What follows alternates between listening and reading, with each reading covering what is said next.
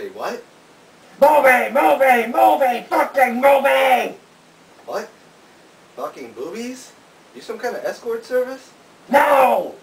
Dude, you gotta like move around or something because I can barely hear you. Ugh. Damn it, I just want to make a call. Can you hear me now?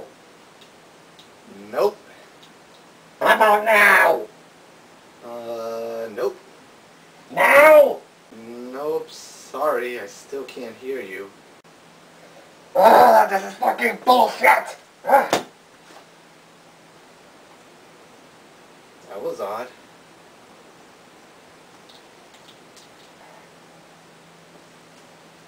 I am so calling AT&T about this.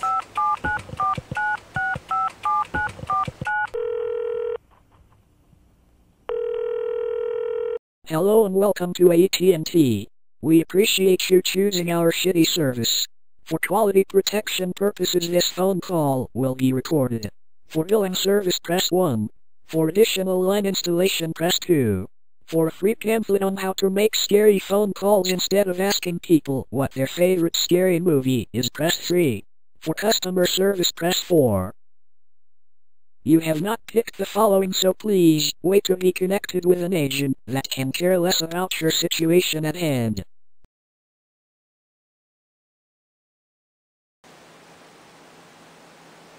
Seriously, this is starting to get ridiculous.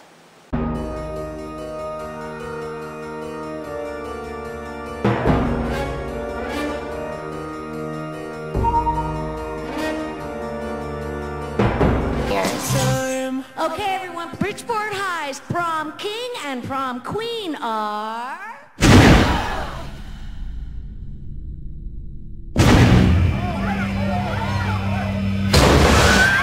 Lisa!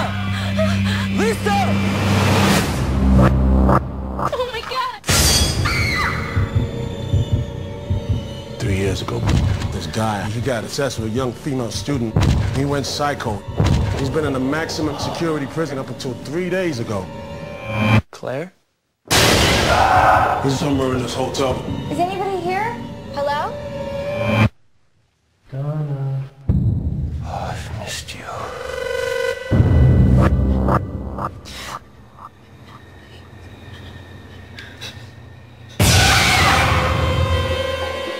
What's going on? He's locked all the exits. I can't find Lisa. Please don't do this, please.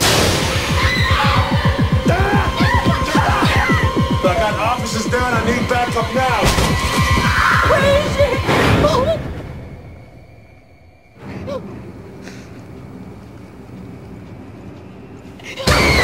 He's not gonna stop until he gets her.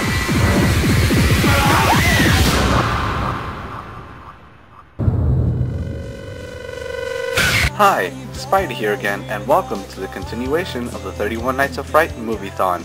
3 days of movie reviews celebrating all things Halloween and horror. So let's keep things going with the next movie in line, Prom Night, starring, absolutely no one. After seeing Diary of the Dead, I pretty much thought that I had my worst horror film pick of the year. But the producers of Prom Night must have wanted to outdo Romero and really take the shittiest horror film of the year award. Oh, and by the way, when talking about this film, I'm using the word horror with a grain of salt in terms of its genre. Okay, before I ask the big question here, let me run down this movie real quick, since a shitty movie like this doesn't need a review going into too great of depth. This movie is a remake of the 80s slasher film, which was a cheesy movie to begin with.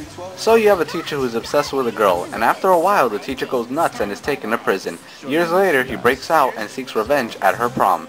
Think of this like Halloween, Jason, or a Black Christmas, except without all the good parts of those films. Now the question that's begging to be asked here is why? Why was this abysmal movie even made in the first place? I'll tell you why.